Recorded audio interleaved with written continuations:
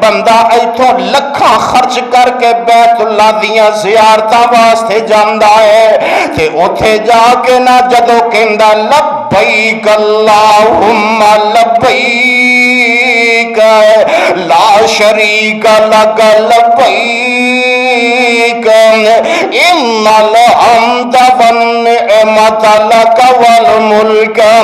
جدوں یہ آوازاں کسدا ہے جدوں بیت اللہ دیاں پھیریاں پاندا ہے تے اتوں آواز آندی ہے لا